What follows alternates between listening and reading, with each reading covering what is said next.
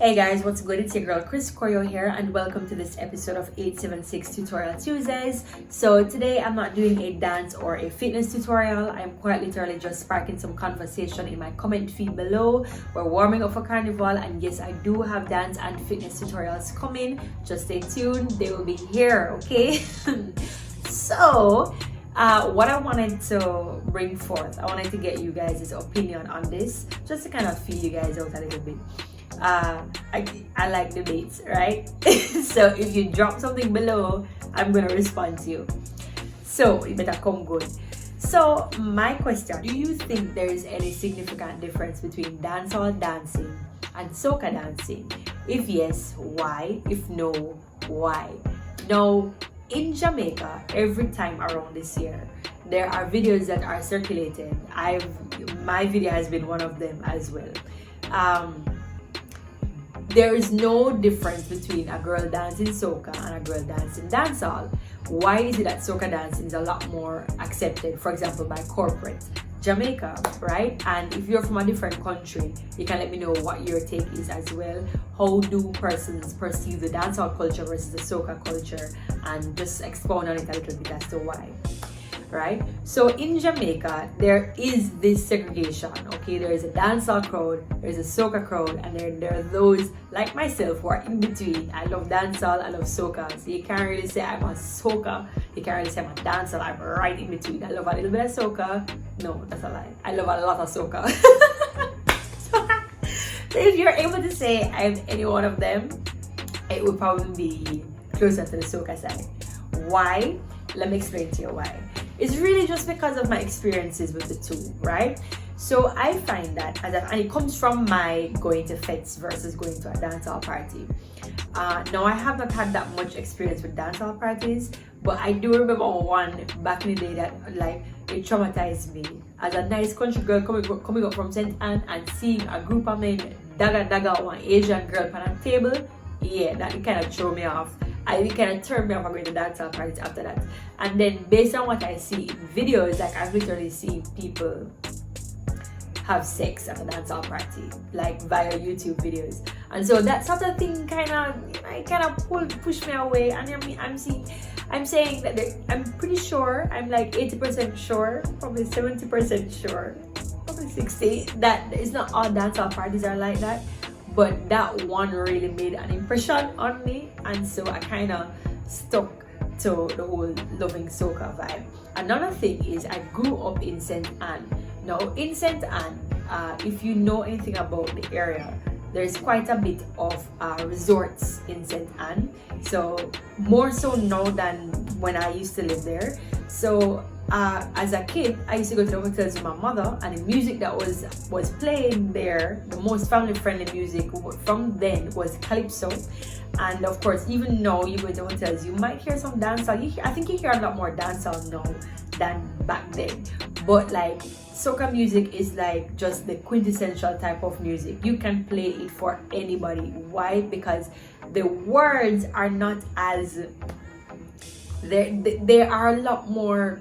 They are still vulgar and they're still hinting off at you know, the juke there, juke here, juke everywhere, but it's not Jamaican dancehall tends to be a little bit more what can I say? It's just a little bit more distinct in terms of the vulgarity. And I think the vulgarity, I know I'm gonna rub some people the wrong way. I don't care. I like to argue. Make sure you drop a strong point below, but I'm ready for you.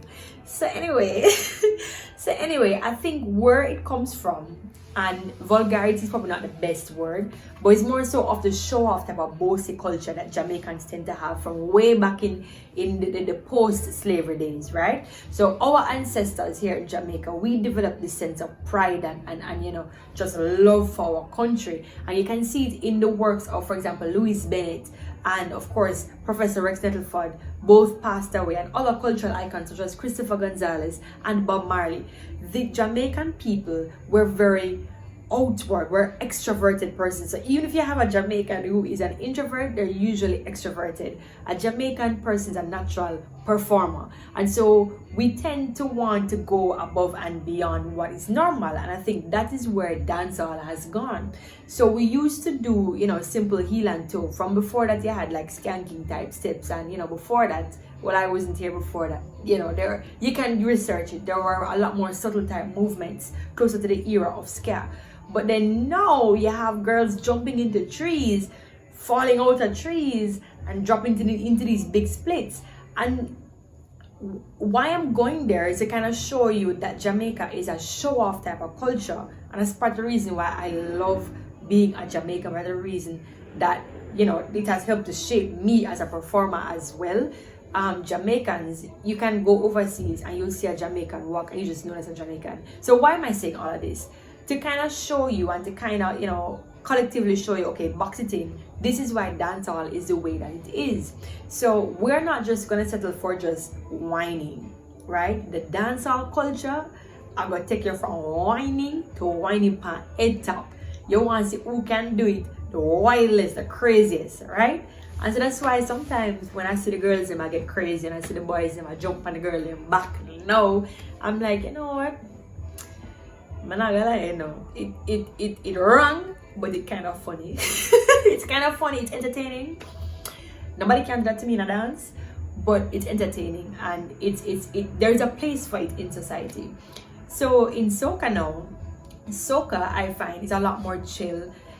You do have vulgarity in soca. You do have the same sorts of vulgar movements. You know, persons are on the ground, they're grinding, and what you have in soca more so of though, what I'll comment on is the fact that soca encourages togetherness, and not only togetherness as in you and your friends, but togetherness as in you can wine pan me, I will wine pan your girl will wine pan my man, and then you have these whole soca trains out like an orgy. That's what soca kind of encourages, you know what I mean? So in terms of the two, my opinion is that the two of them, they're both different types of nasty.